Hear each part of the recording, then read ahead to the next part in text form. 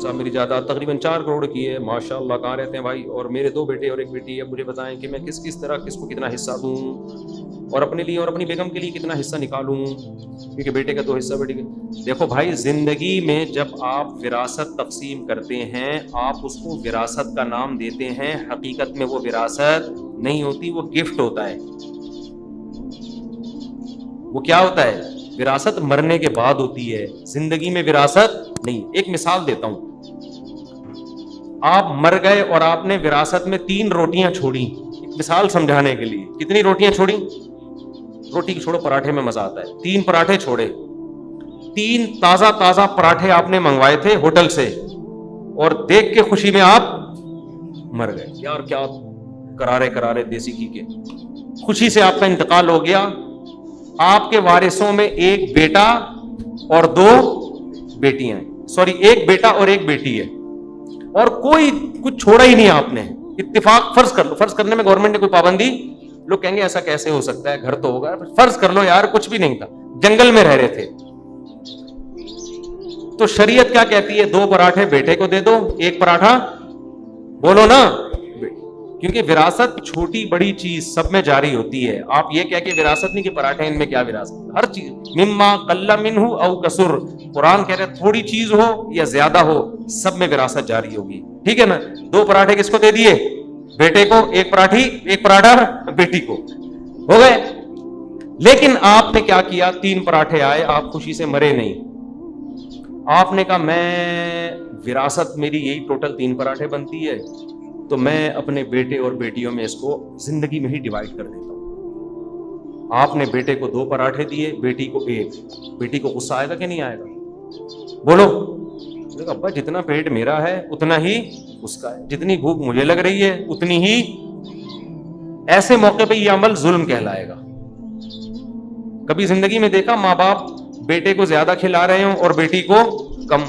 ظلم ہے کہ نہیں ہے؟ زندگی میں جو آپ دیں گے نام، آپ اس کو وراثت کا دیں، لیکن شریعت اس کو وراثت نہیں کہتی، اس کو گفٹ کہتی ہے۔ اور گفٹ کے بارے میں شریعت کا اصول یہ ہے کہ عام حالات میں برابری ضروری ہے اولاد میں۔ حدیث میں آتا ہے اعدلوا بین اولادکم یا فی اولادکم، اپنی اولاد میں کیا کرو؟ بولو، عدل کرو۔ اس میں آپ یہ نہیں کر سکتے کہ بیٹا ہے تو 2 پراٹھے، بیٹی ہے تو 1 پر، نہ وہ کہے کہ میں بیٹی ہوں تو مجھے 1 کیوں دے رہے ہو؟ آپ اس کو 100 دفعہ وراثت کا نام دو۔ ایسے تو ماں باپ جو کچھ کر رہے ہیں اس میں وراثت کا نام دے کے ڈبل اس کو دے دیں، آدھا اس کو۔ عید پہ آپ 2 کپڑے بیٹے کے لیے بنواتے ہو اور 1 بیٹی کے لیے، ایسا کرتے ہو؟ بولو نا، کیا ہو گیا بھائی؟ عید پہ اس کے لیے بھی گھر میں 1 اور اس کے لیے بھی گھر میں 1، اگر 2 بن رہے ہیں تو اس کے لیے بھی 2، اس کے لیے بھی 2۔ تو اسی طرح ہر چیز میں نارملی شریعت کا حکم یہ ہے کہ اولاد میں برابری۔ ہاں ایسا ہو سکتا ہے کہ آپ نے 3 پراٹھے منگوائے، 1 بیٹا اور 1 بیٹی۔ آپ کو پتا ہے بیٹی نے رات پیٹ بھر کے کھانا کھایا تھا اور بیٹے کو رات کو کھانا نصیب نہیں ہوا تھا، یہ 2 ٹائم کا بھوکا ہے۔ اس بیس پہ آپ بیٹے کو 2 پراٹھے دے سکتے ہو، اور اس میں بیٹی کو اعتراض بھی، بولو نا، نہیں ہو۔ لیکن اگر یہ معاملہ الٹا ہو جائے، بیٹی کو رات کو کھانا نہیں ملا تھا، بیٹے نے، میرا والا بطخ ہے وہ اس میں شریک تھا، ایک مثال دے رہا ہوں، جو میں نے بطخیں کا جنازہ نکال دیا نا، اس نے پیٹ بھر کے کھانا کھایا ہوا ہے، بیٹی بھوکی ہے، اب بیٹی کو کتنے دو گے؟ 2 پراٹھے، بیٹے کو کتنا دو گے؟ 1۔ تو شریعت میں اولاد میں آپ فرق کر سکتے ہیں ضرورت کی بیس پہ، بیٹا یا بیٹی ہونے کی بیس پہ نہیں کر سکتے۔ سمجھتے ہو کہ نہیں سمجھتے؟ ایک تو اس بیس پہ، دوسرا دینداری کی بیس پہ بھی کر سکتے ہو کہ اگر میں نے اس کو زیادہ پیسے دے دیے یہ شراب کباب میں اڑائے گا، نالائق ہے، یہ بیٹا نیک ہے، اس کو دے دیے تو یہ فرما بردار ہے، نیک آدمی ہے، تو اس میں بھی بیٹی اور بیٹے کی بیس پہ نہیں بلکہ نیک ہونے کی بیس پہ، وہ بیٹی نیک ہے تو بیٹی کو زیادہ دے دو۔ اور تیسرا فرق کیا جاتا ہے، ایک فرق ہو گیا ضرورت، دوسرا ہے اطاعت، نیک، اور تیسرا ہے فرما برداری۔ ایک نے آپ کو ستا کے رکھا ہوا ہے، باپ کی مانتا نہیں ہے، اور ایک آپ کا فرما بردار ہے، تو اس بیس پہ بھی آپ فرق کر سکتے ہو۔ اب بیٹی خدمت زیادہ کر رہی ہے، آپ نے کہا یار اس بیٹی نے میری بہت خدمت کی ہے، یہ لو بھائی بیٹی تمہیں یہ زیادہ، اور یہ نالائق کبھی پوچھتا نہیں ہے اس کو کم دے دو. زندگی میں یہ کر سکتے ہو, وصیت نہیں کر سکتے. خوب سمجھ لو کہ میں مر جاؤں تو اس والے کو زیادہ دے دینا, اس والے کو کم. نہ مر گئے تو اب آپ کے اختیارات ختم. اب اللہ درمیان میں آئے گا, اللہ کہے گا میں اپنی مرضی سے دوں گا, اب تمہارا تم تو جاؤ قبر میں اللہ اللہ کرو وہاں بیٹھ کے, فرشتوں کے سوالات کے جوابات دو. کہ یہ کمائے 2 پراٹھے منگوائے کہاں سے, یہ 3 پراٹھے کی جو باتیں کر رہے ہیں, یہ تیرے پاس پیسہ آیا کہاں سے, اس کا حساب دے. کھا وہ رہے ہوں گے پراٹھے, حساب کون دے رہا ہوگا, آپ دے رہے ہوں گے. تو اس بیس پہ آپ فرق کر سکتے ہیں. وصیت نہیں کر سکتے کہ میرے مرنے کے بعد یہ کر دینا. لوگ اکثر مجھ سے آگے پوچھ رہے ہوتے ہیں مفتی صاحب میرے ابا کی چاہت تھی کہ یہ والا مکان مجھے ملے, اسی چاہت میں دنیا سے چلے گئے, سب کو پتا ہے لہذا یہ میرا ہے. میں کہوں چاہت تو دور کی بات, لکھ کے بھی اسٹیمپ پیپر پہ چلے جاتے ہیں نا, آپ کو ملے گا تو بھی آپ کو نہیں ملتا. اسی وقت آپ کو دے دیتے اور ہینڈ اوور بھی کر دیتے. اسٹیمپ پیپر پہ اگر کوئی لکھ کے دے دے کہ یہ مکان میرے بیٹے کا ہے, خوب سمجھ لو پھر بھی نہیں ہوتا جب تک مکمل پراپر قبضہ نہ دے. لوگ فلیٹ بنا کے میرے بیٹے کا, بھائی فلیٹ کی چابیاں دے, وہ بیٹا اس میں جا کے رہے, قبضہ لے.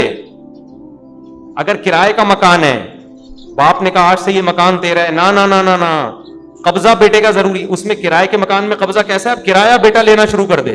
ڈیلنگ کون شروع کر دے, بیٹا. یہ نہیں کہ کرایہ دار کو کک آؤٹ کر کے نکال دیں آپ.